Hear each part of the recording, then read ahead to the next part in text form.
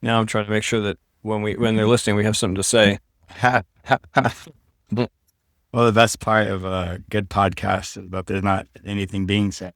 The following moments may contain explicit language. It starts with a quarter, a phenomenon that had to happen when the TV set married the computer. In the arcades. An old favorite is back. We've played every game until we're bored of it. In arcades across America, pinball is bouncing back.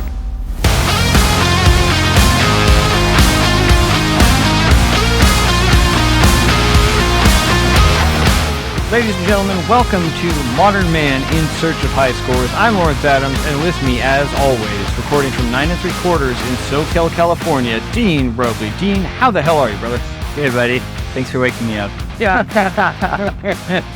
Yeah, it was getting on time. Yeah.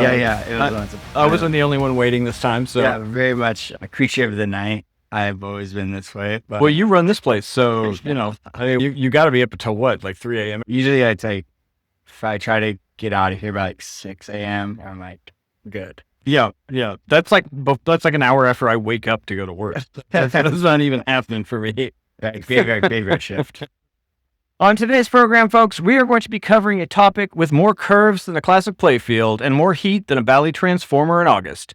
That's right, it's sex and pinball. I smell sex and candy. What we're going to cover today, we want to talk about the history of sex and pinball art. This is something that just gets overlooked. People either they don't want to talk about it, or they kind of get you always know the guy who has the one machine.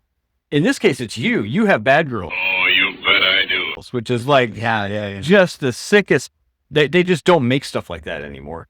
It's worth, I think, also, while we go through this, talking about some of the reasons we're not seeing sex and pinball anymore. There are times it does not seem to work. I think the obvious answer is the market, right? Yeah. Like, people just don't buy it anymore. I mean, Whoa Nelly is like hated by people. I don't understand. I would say it's definitely not overlooked, right? It's always looked at, but just Sure. It's not overlooked, but it's not produced is the thing. I think. I again, the market probably decides. Well, I bet Whoa Nelly didn't sell well.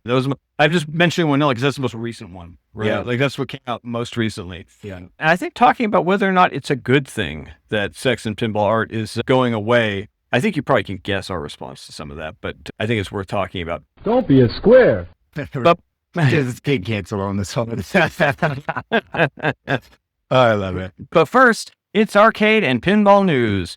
In the home arcade space, there is actually something to talk about today. Iconic Arcade has announced several changes to their highly anticipated launch of their two near full-size Street Fighter cabinets. The Street Fighter 2 cabinet art has changed to a fan-surveyed art package that is not arcade accurate, in my opinion. They could have saved some money, gone with an artistic interpretation, and just put Mugen Street Fighter on the fucking thing. The name of the cabinet has changed as well to Extreme Full-Size Arcade. I'm guessing that had to do with the Arcade One Up lawsuit or cease and desist that they got for the XL brand. The cabinets will also ship now with a 16:9 screen, which with the correct aspect ratio being achieved by hiding the excess of the monitor with the bezel. I actually have no problem with that because with all the extra space left around, you could fit a Phoenix monitor in the space. Hopefully they accommodate that with the settings. Otherwise, it's just going to be a waste. Moving on to pinball, Star Wars again.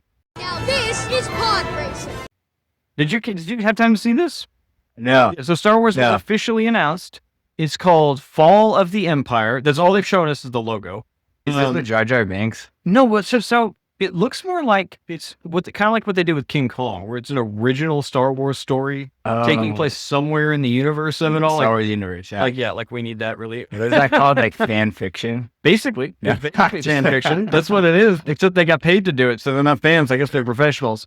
But I imagine similar to King Kong or Jurassic Park, how it's kind of like it's around the story, but not the story. Yeah. So it will feature Jabba the Hutt. It is made by John Borg. Sick. Maybe they'll bring the sex and pinball back now with Princess Leia in it. So now there we're talking again.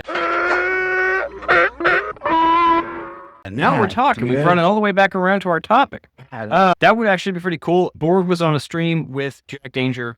He actually they couldn't show the playfield or anything, but he showed off one of the toys. It is a Jabba the Hutt. So maybe, man, maybe we'll get something. Yeah, I mean, Leia in the bikini. Who doesn't want some of that in pinball? See, that'll bring kids back to the arcade. It will. It will bring kids back to the arcade. Anywhere kids can get just a glint of sex, they're going to spend their quarters. I guarantee you. I know a lot of children who are glad too. But anyways, that's all we know about it. That's all we know about the pinball machine is that it's called Fall of the Empire, and it has a sculpt of Jabba the Hutt, presumably, and at the very least, the LE. I'm not sure if it makes it all the way down to the Pro. That's pretty much all for pinball news. I will say Jack Danger looks to be having a great time in his new role with Stern. That was really nice to see. He's got a busted wing, though. His arm is in a sling, so he was playing one-handed the entire time. See, Didn't do bad, actually. Dude, I'm telling you, sometimes it makes you better. It's a good training thing, but he's forced to do it because he's got his arm in a sling. And that's the way the news goes. All right, let's move on to our main topic here. Sex in pinball art. I want to start with, I went all the way back, like all the way back to the 50s. I'm sure some people will be able to get, from their grandparents' basement and they have some pin that's not listed here. Go ahead and at me, actually. Go ahead and write to the podcast, midlifearcade@gmail.com. Just let us know. Let us know if there's something I missed that you absolutely think should be included. But the first one I could find was Bally's Key West. And this is not, these are not hypersexualized, but like if you look at the back glass. Look at that swimsuit cut. Yeah, I know. You got the ladies in red. Yep. It's an interesting back glass to say the least. And they're obviously hinting at, for the 50s, they're saying, this is fun. You can't be at the beach with women, so come play this pinball machine. Yeah. And ladies can't wear these types of outfits back then. Yeah, it was definitely a different time, but it's crazy to me that, already, even with the silkscreen line art of the 50s, we see that move towards just this notion of like, this is what a good time is. And, I would imagine that when you look at the back box is all wood and stuff like that, this looks like it would be in one of those outdoor arcades that you saw in Jaws, right? Like, it's like all open air by the beach. You got this thing sitting in there. That has like some pinup style to it. It is, right? It's like post World War II. You got absolutely pinup ladies and definitely pretty cool. After that, there's actually one. This is one of the ones I think we should talk about. Why some of this stuff was going away. 1960s beauty contest. It's literally called beauty contest. Buddy. It's got 11 ladies that are that are drawn ladies on the back glass. I'm not sure exactly how the game was played. This is not something that I've ever seen in real life. I found the images online, but they're not making any illusions about what this game is about. Dude, that game looks sick. It looks like USC or something. Some kind of Coliseum. It does look kind of cool. I gotta say, it looks like they're outside of a hotel, right? Like it looks like some type of a balconied hotel. Oh yeah. Okay. And they're all around the swimming pool. I'm guessing you have to collect the 11 ladies or choose which one is the winner of the beauty contest. I don't know. It almost, but that stylistic art almost gives me that reminiscent of like Taxi. Like how Taxi has like that really cool dimensionality. It's not just like an image. Like this is like a really pretty sick forward thinking. Yeah, it makes me wonder if Python was actually trying to reach back and be like, hey, what if we include some methods or some ideals or styles rather. Because look at the numbers are on the backlash. They used to be like that, right? Because it would light up to show you what your score was. Yeah, but see how they taper. So it's like, oh yeah, no, that's very cool. The forced perspective, basically. Yeah, definitely. If anyone's listening to this out there, check this one out. Beauty contest. Yeah, beauty contest. It is. What year was this? 1960. 1960. Dude, cool. Right after that, in 61, you get Bally's Bikini, which cracks me up. Okay, this is the first playfield we got, but look, there are no bikinis. Right? All the chicks are wearing the full suits, so the name kind of lies to you. If you look at the actual backlash, though, one of the girls is in a bikini, although it's got the boy shorts. Yeah, maybe they're talking like Bikini Atoll or something. That's what I was thinking. But the fact that there is a girl in a bikini means that bikinis had already been invented, right? Yeah. But that's what the bikini's named for, right? Yeah. Is the bomb test and the bikini atoll. So, it is what it is. The flyer on this was great, though. I had to include it. Oh, how's that font? See, dude, this is like that's my jam, dude. Finding some cool old fonts, like it's like some tiki bar. It is like a tiki bar, exactly. That's why I included it. That was like tiki culture. Like a whole thing was like just very Elvis, like Hollywood. Hunter S. Thompson's The Rum Diaries, all that stuff, right in this time period. Yeah, it was like an overlay. It wasn't actually anything to do with like Pacific culture. Right. It was white people. Yeah, what do we think they do out there? Right, exactly. The next one is 1963 Slick Chick. I know this one actually has some fame to it in the pinball community. It is weird, man. Oh, cool. Are these going to be links?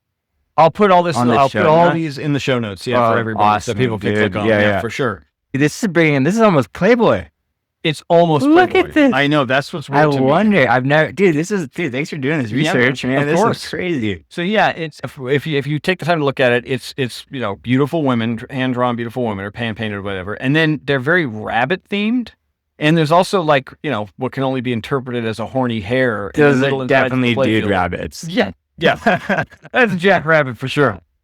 And then what's really funny to me is there's a portion of the the playfield or the back glass of these dudes that are just like they're a fucking quartet. They're a barbershop quartet. And they're singing about the slick chicks or whatever. Yeah.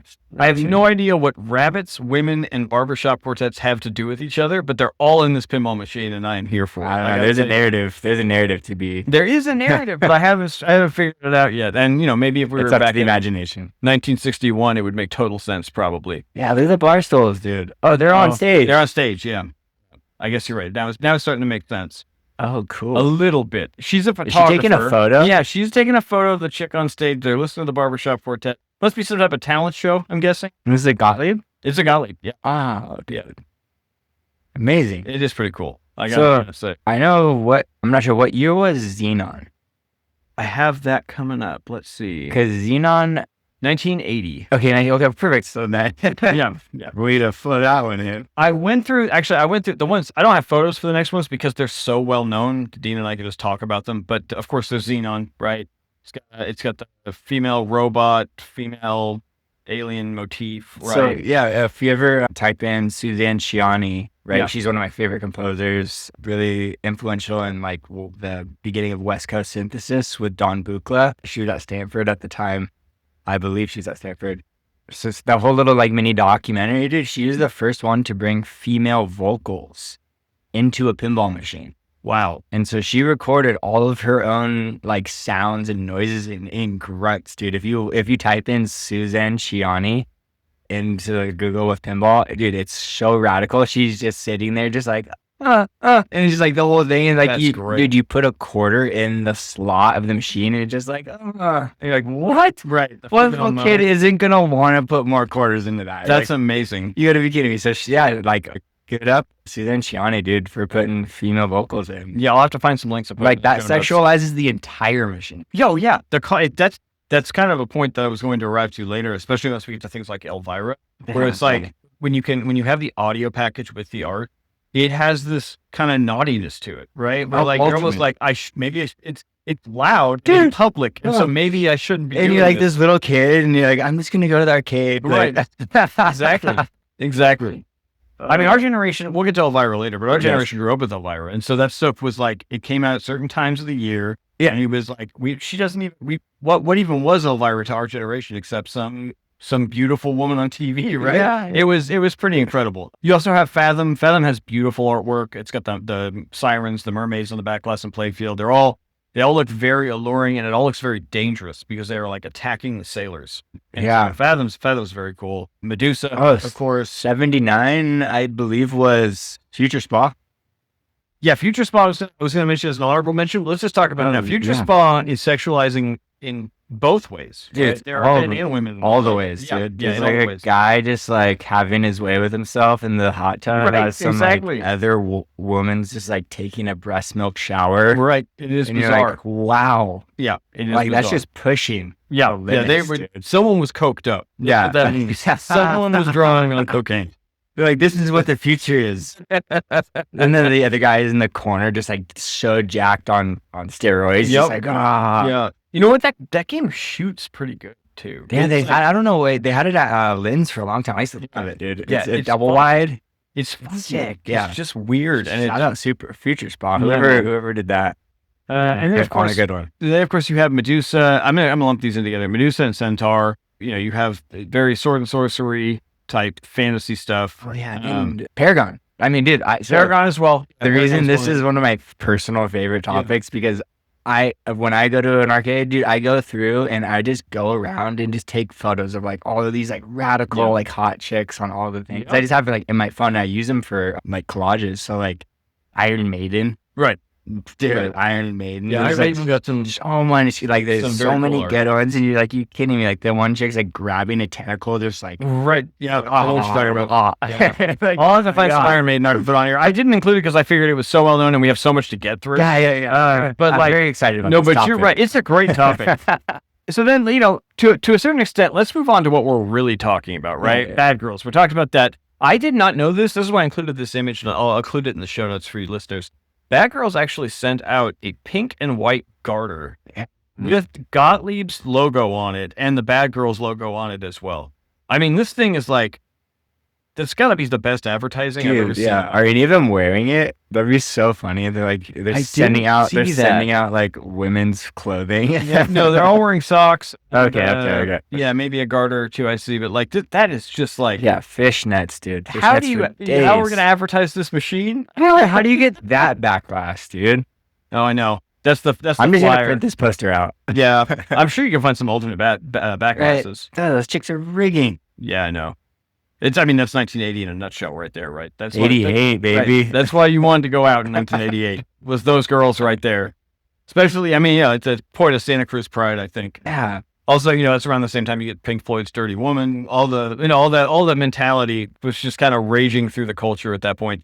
Batgirls it is in my mind so unique and so awesome because it takes 8-Ball Deluxe and mirrors it and then makes it all neon and blue and just sexy in a pinball machine. It's just sex in a box. That's what they're selling you. Yeah, no, exactly. 8-ball just chopped across that mirror, dude. Bad girls. They're playing on a mirror. Right. Right. It's amazing. It's fantastic. It's fantastic. And then we get to Bally Playboy in 78. We're stepping back a little bit. There is more sex in the flyer than there is on the machine. Oh, this is actual Playboy now. So now we're just like, now we're talking about just flaring. Playboy 78. Like they were just like, you know what? We're going to do a Playboy machine. Yeah. And because that's why not? Going to be at the arcade and the kids are like, what? Exactly. Also, bars probably were pretty heavy. Totally. Yeah, I would imagine that was a great seller for them, and I'm sure it was because they did 2 more. Yeah. And there's the playfield. I love the rabbits on top. I know. Yeah, you get an actual hand-drawn topless chick in the lower right of the flyer. I love that. It's gorgeous. It's amazing. I have never shot this game. I don't know how it shoots. I'm looking at it. I can tell you it probably shoots. I've heard a lot of people. Oh, of course. It's a famous pin. Yeah. It probably shoots pretty pedestrian as far as this one goes. But man, the playfield art's awesome. The iconic rabbit is just everywhere. It just tells you you're doing something you shouldn't be doing. Yeah. And pinball entertainment for all. I know. It's supposed to be for all too. I love that. Basically what they're saying is we didn't draw any tits on the playfield. Yeah, get in here, kid. Right. I just included a stripped down playfield so you can see what the actual art looks like. Oh, okay. I was like, that one's way nicer. And the back glass I love how it's like half just holding on to 2 ladies for dear life. Yeah. And this girl's in the hot tub back there. I know that grip is something. He's not letting them go. It's a little creepy, Arnold Schwarzenegger, like if you ever watch, is it Total Recall?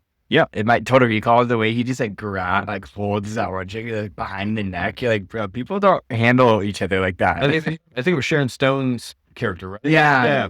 He's just like, I'm like, can't get away with that. Yeah, that's so heavy. There's a couple parts of the movie having to do with his violent relationship with Sharon Stone that don't age particularly well by today's standards. But I mean, she was trying to kill him, so you know what I mean. Like it kind of all bets are off at that point. But she liked it. Yeah, there you go. Then you get Data East Playboy 35th anniversary in '89. Whoa, cool. This one is a wild playfield. 35th anniversary? Yeah. Wow. Yeah.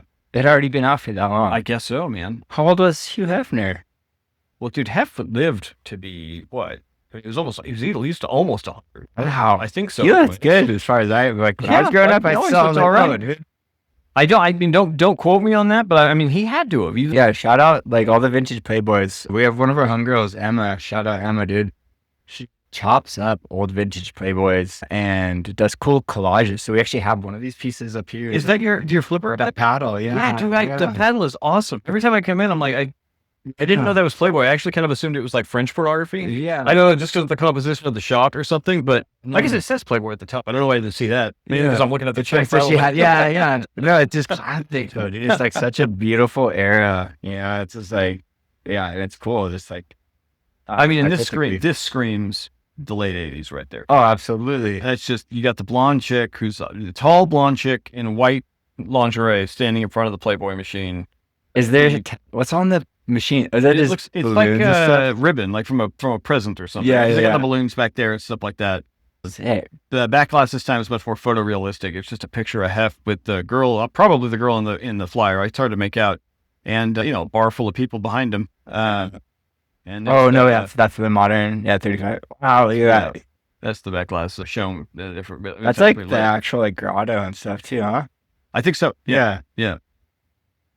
And then mid to late 80s. That's where we get Hard Body. We talked about that. Then there's Hard Body, dude. Hard Body's a sick one. It is. I loved the one they had at Moon, because I swear, dude, it played so bad. Yeah, and it was like it made me. I was like, dude, they honestly found this thing like in an alley, like out next to Muscle Beach in Venice or something, dude. Yeah. It's like this thing's just rusty. I totally buy that 100%. Like, because that's first off, Lynn's is the type of place that would try to restore something like that. Yeah, but now it works so good too. Right. Like last time I played it, dude, I was like, okay, this is sick. But now we get to the 1989 to the present era. Okay, so you got Elvira and the Party Monsters and Scared Stiff. I didn't include any art here because we know what they look like. Yeah. We've seen them a million times. Yeah. But the imagery of Elvira all over any of the play fields, best of all her call-outs. Right? Yeah. Any of her call-outs. Yeah. Scared Stiff is one of the funniest double entendres constantly being worked to death in that game. Like the Stiffometer and shit. Yeah. I would own that game in a heartbeat if I could find one that wasn't overly priced. Yeah. Then, of course, you get Baywatch, right? You've got Baywatch here. Oh, dude, the box glass or the box art, hand painted. It's all camel toes. It's just camel toe on the box. Dude, it's amazing. It is. The other thing is, you got the color D&D in there, and like I just got the replay literally before the podcast. I just got the replay on it. The replay is just animations of girls taking off their clothing to reveal their bathing suits. Yeah, the specials. Yeah. It's fucking ridiculous. Well, and then there's like, I think, who was it? The first Baywatch I ever played, Over the Hill. It was it Game On? It used to be called Game On. I forget what they're called now. Yeah, no, you're right. So they had, because there's 3 pop bumpers now that I realize, but there was like 2 that are up top, and I was playing it and I was like, wait, what? Literally pink pop bumpers with areolas, and I was like, oh, they titty bumpers, dude. Titty bumps. Like, modern? Seriously? Yeah. That's amazing. I actually have a mod to do that to mine, but I was like, this is so sick. That's amazingly great. He wants titty bumpers. That's fantastic. And then, of course, we go into Stern's Playboy in 2002. This one is very much a Stern from the 2000s era in terms of its artwork. But you know what, though? I got to give it to him because it's fairly unique. It's got, like, pink bubbles all around the base. You go up and there's, like, what is that, 12 different playmates that I'm guessing there are modes associated with. But then look at this art up here. You got the chicks bending over in their underwear. You got the girls in poses from like the photos. This back box side panel is amazing to me. I mean, you're not going to see that outside of Elvira, basically. Yeah. And then the side is just quite literally a Playboy cover of the magazine. Yeah, that's just great. Just great. Yeah, it's just great. It just, especially because there's nostalgia there now, right? Like Playboy is gone. There is no more Playboy. Yeah. At least nothing to speak of from our generation, where it was, a magazine you saw on the rack when you went into like a liquor store with your parents or something like that, or just growing up. And now they just sell soy milk. Exactly. Now it's just soy milk. There's no pornography of any kind. But let's end on Elvira's House of Horrors, because, and I'll tell you why. One, I like the fact of how modern it is, right? Yeah, You're talking about how this stuff is disappearing from pinball. Yeah. Somehow Elvira still manages to get in under the radar with the best box side art ever. Yeah. Right. She's laying on the couch and she's holding the 2 pinballs in her hand very seductively. Yeah. That is one of the best images, like just flat out ever in the history of pinball. And it's not that old. You can still try and get them. In fact, I would love to get an Elvira. They have one at Lynn's. I play it every time I am down there because I'm also huge on horror movies, and I've watched a lot of her old specials and stuff like that. I think it is the most complete game that represents Elvira the best. Yeah, the newer one, right? Yeah. The 2 before are fantastic. In fact, she makes them fantastic because of the call-outs and stuff. Yeah. But this one is like what it was like to watch Elvira on TV at Halloween time. The game. Yeah. Right? And so that's just, And it's cool because it has a bunch of like film like call-outs and stuff. Yeah, too. it's all her, right? In fact, I listened to an interview with her where she was talking about how she was actually on a green screen couch because they have an original couch which they cut up and gave away to a bunch of people, but they needed her to come back. So they just green screened her onto the couch. She was on like boxes covered with like green felt stuff. That's so bad. She's such a trooper, modern technology. Man. Yeah, she's a trooper. I'm a total pro, right? Like, I mean, yeah. She just comes back in and does it. I remember that's when I was first kind of like Jack Danger. I remember that's like I remember that was like some of the first shots of Jack Danger. But, I mean, Cassandra Peterson is an amazingly cool person. She still looks great for how old she is. Man. Yeah, she looks like Elvira from 30 years ago now. Yeah. So I don't know what. Something. I don't know what she's eaten or what she's spoken. Yeah, what is that? Vampires. Right. She is a vampire. Yeah, youth blood, drinking youth blood. Yeah, exactly. So, dude, Cactus Canyon, though, also, right? So, Cactus Canyon, you're doing the remake. And the remake, dude, some of the art on there is so sick. Like, what's the sister Bart's name? Oh, is it Bertha Bart? It's like, I don't remember. Something, yeah. But she's like, dude, she's such a babe. Smoking hot, dude. And so the new art in the remake of the Chicago Gaming, still such a. And then now they're gonna make that in the new updated code. Yeah, you can actually fight her in it. Yeah, I saw that. Yeah, that's awesome. Yeah, which is awesome. That's also the Line of Sheets code too. That's gonna be great. Yeah, I'm really looking forward to getting it. So it's like they're still sneaking in, you know. They're just sneaking it in. I guess it's so tried and true, dude. It's like, what is pinball without some like pervy art? But to that point, though, right? Like they made a Wonelli game, right? Which I would own a Wonelli, like just to put in my collection because I think it's fun. I love the camp factor, but like it was, universally panned, and most of the time people are saying it's because the art is quote unquote offensive, and I don't understand that. That to me, that's not. It doesn't enter. So what I love is like real deep pinball cuts, like. If you watch any pinball, like if you watch the DNA guy, right, on Jurassic Park, bro, they collected. He's just right. You're like, whoa, dude, they still sneak it in. They just sneak it in because it's like, dude, you can't. It's gotta be. I guess it's context, right? They just gotta find the right context. It's like the stuff that's over the kid's head, but the adults here, like, it's like, oh, that's hilarious. And like in this environment. Whatever it is, like just in terms of ethics and the way people think about things these days, stuff like Wonelli or another Playboy pin, they're just out of the question because they're too overt. Right? Yeah, like they're right in your face. Yeah. No so now it's super under. Yeah, because like Paulie, dude, like I'm getting so wet. Right. Some little kids are like, oh, she's on the waterfall, but like the way she says it, you're like, bro, her to like that. She's like, the train is killing me. Like, whoa, Paulie. I guess you're right. Paul's tied to the tracks. I think she likes it. You're like, right. That's fucked up. Paulie, you're getting in trouble. Yeah. Anyways, folks, listen, let us know what you think. Do we need more sex in pinball? Less sex in pinball? Are you getting just the right amount of sex in pinball? Write us, midlifearcade@gmail.com. I promise I will update that email someday so it's universal for the show. The non-heteronormative, dude, we'll have like Laser Q. Yeah. Dude, Laser Q is literally just like San Francisco during the... What's the leather one? That BDSM or whatever? Yeah. Folsom Street Fair, dude. Right, like, exactly. These like three dudes just like shooting at each other. That's Laser Q, dude. That was a point that I wanted to make is that like non-heteronormatives and even just women who want more different sexualization. Yeah. I don't see why we don't have that too. Like I'm fine with that. So why don't we do it? I mean, it's always going to come back to what they think the market will bear, right? These are things to be sold. Yeah. So, the other thing is like Spooky is diving really headfirst into horror stuff. Violence has always been more acceptable than sex, but hopefully they'll find some really good campy 80s horror stuff eventually and bring the tits back to the fucking party, because that would be epic. I mean, Friday the 13th without tits would be not Friday the 13th, right? They lucked out with Evil Dead. There's really no nudity in Evil Dead. There's just the one that weird zombie tree rape scene. That's about it. But beyond that, you don't have a lot of sexualization in Evil Dead. You can't really do Friday the 13th.